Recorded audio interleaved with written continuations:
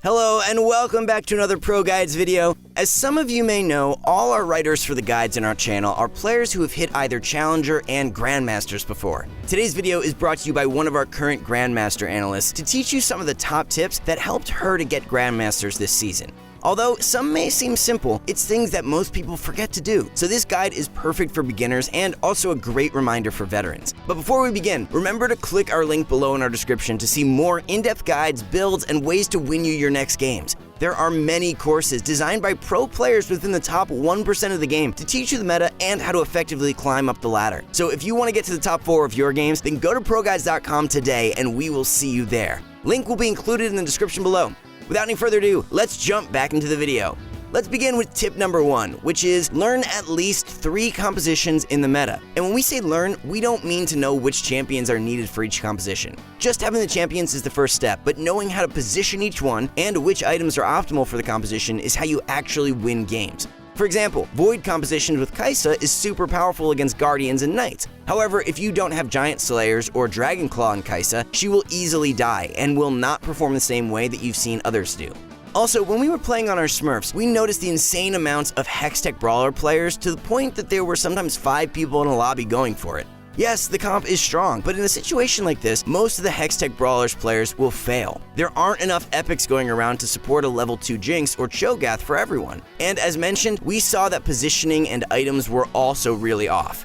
There were Spear of Shojins on their Cho'Gath during the mid-game when they could have saved the sword for GA or Giant Slayer. Or some other players had their units grouped up in the corner with Jinx easily grabbable as the farthest one. All in all, just knowing the champions of one strong comp is not enough. Learn to adapt to others, and if you are trying to commit to one comp, then master it. Learn all the positions, items, and strategies that you need to guarantee yourself victory. Moving on to tip number 2 is to make sure to adapt. We've noticed that when players hyper-roll and can't find a unit they need, they complain that due to RNG they lost. Although it's definitely upsetting that you wasted 40 gold and can't find the one champion you wanted, think about what you could have pivoted into. During your rolls, let's say 3 Draven and a Swain showed up at one point, but you were so busy trying to force Hextech Brawlers that you didn't pay attention to them. Although we don't mean to just keep a bunch of epics and legendaries on your bench during multiple rounds, there's a trick to all this madness during hyper-rolling. Firstly, pick up all epics as you hyper-roll if you're looking for an epic. When you pick up epics as you roll, you're narrowing down the champion pool, allowing you a better chance to the epic you want. This goes the same for any other tier. If you're looking for Pantheon, just pick up those Swains and Anivias as you roll down since it'll help your chances. Just make sure to sell them back before the end of combat. On the other hand, there are times where you do fail in finding your Pantheon. When this happens, take a look at your bench. Sure, you couldn't complete your Dragon Guardians and 2 Imperials build, but let's say you picked up some Swains while you were looking for Pantheon. This now opens up options for you to go 4 Imperials instead. Thus, when you're hyper-rolling, try to be flexible in pivoting to something different if you can't find the units you need. Can't find 6 Brawlers? Use 2 Knights and 4 Brawlers instead. Remember to also pick up same tier champions to better your chances in finding what you need. Now on to tip number 3, which is keep your health as high as you can during early and mid-game. This tip will differ depending on the type of player you are. Sandbagging, where you intentionally lose the first few rounds, is a proper strategy to get yourself a BF sword and getting yourself the proper itemizations. The beginning few rounds will only deal a total of 10 or 15 damage at most before Carousel, so it's not so detrimental. On the other hand, BF sword is not guaranteed to show up during Carousel, so this strategy is risky in its own way.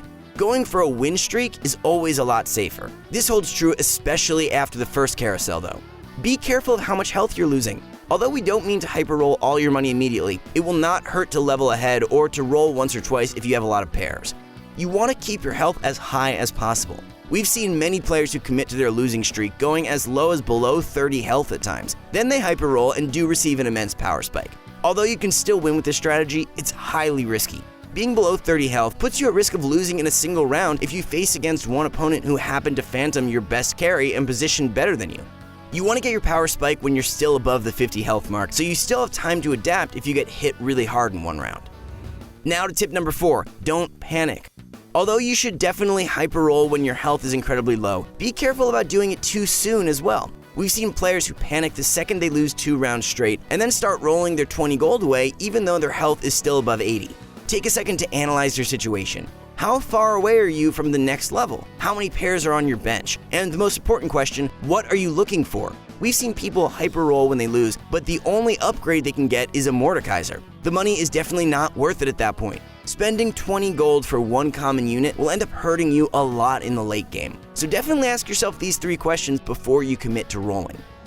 Next up, don't focus on 3-starring every unit. This one should be obvious, but unfortunately, we've seen many players hold so many different units on their bench with hopes to 3-star them.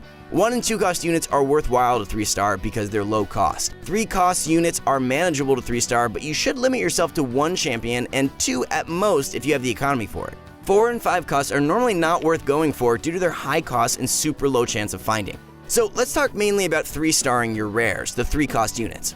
Gauge your economy to see if you can even afford to 3-star your units. If you haven't even gotten most of your units to tier 2, then why are you holding the extra poppy that can get you an additional interest gold if you sell her? A unit like Veigar is a good champion to get to 3 stars because of the huge power spike, but a level 3 poppy wouldn't make as big of a difference for you. Figure out which unit is more important for you to get the power spike, and make sure not to commit too much of your economy to make it happen. Always prioritize leveling, 2-starring everything else, and getting all the units you need first before you commit to 3-starring your units. Now to tip number 6, watch a lot of high elo streams and guides. Sometimes you might get a bit too stuck in your own strategies, which makes it really hard to improve. Start watching what other players do differently. For example, back when Void Assassins were popular, the strategy was that you saw players roll down at level 5. Nowadays, you'll see that the strategy for most comps is normally to level to 7 first before rolling down. Start looking for a pattern of what econ and level a player is at before they roll down. Hyper rolling is most likely the most important moment during the game. If you hyper roll while being too underleveled, you'll never find your Pantheon or your Kindred. If you hyper roll too late, you may have taken too much health or everyone else already found theirs. Watching others can teach you a lot about the right moments to hyper roll and also the strategies for econing, leveling, positioning, and itemizations. This brings us to our next topic, which is tip number 7, pay attention to your leveling.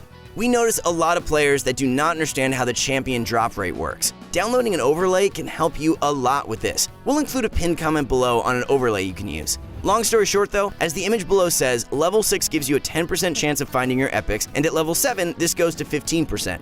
Level 7 is also where you can get a chance to find legendaries. Thus, most of the time, you want to get to level 7 before hyper rolling. Although if you're losing too much health, then level 6 is justifiable as well.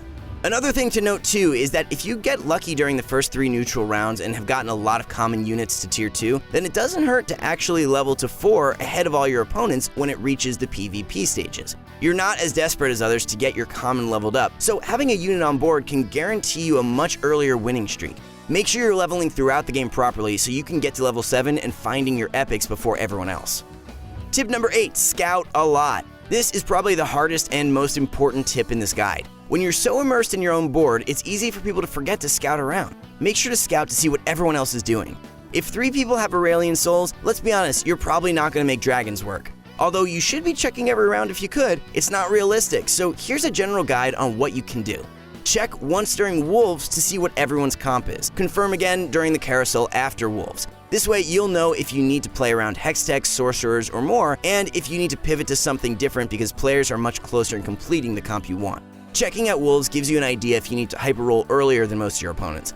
On the other hand, checking again around the carousel is usually where most players already hyper rolled, so you know if there's units that you will have to take out from the comp you're planning if too many players have it. Then lastly, when you get to being the final 4 is where you want to scout every turn for positioning. Keep your carries from being targeted by assassins like Katarina or from CC users like Pantheon. You'll always want to make sure you don't have all your units grouped in front of their CC units like Sejuani. Next up is tip number 9, practice in rank. Normals is fine for experimenting in comp, but since most players don't take normal seriously, it's hard to gauge how effective your build really is. Out of anything between reading guides, watching streams, or more, practicing is how you'll really get used to making decisions quicker. If you have rank anxiety, make another account. That way you have an account that's less stressful for you to play rank on. Lastly is tip number 10, take a break if you're tilting. This last tip is a good rule for any competitive gaming. Players from both high and low elo suffer from tilt. Your mind is under stress and you end up not thinking straight. We've seen many players who go from diamond all the way down to gold within a day. Tilt causes you to doubt yourself and then start using strategies that honestly are not good. But since you've been losing, you're just trying whatever you can at that point. A good rule of thumb is to take a break if you've lost 3 games in a row. And that was it for today's video. Which tip did you feel was most useful for you as someone new to TFT, or was a good reminder to those of you who've been playing for a long time? Let us know in the comments below as we read each and every one of them. Also, let us know what type of videos you guys want to see next. We're almost at 10,000 subscribers, so be sure to like and subscribe, and we will see you all next time.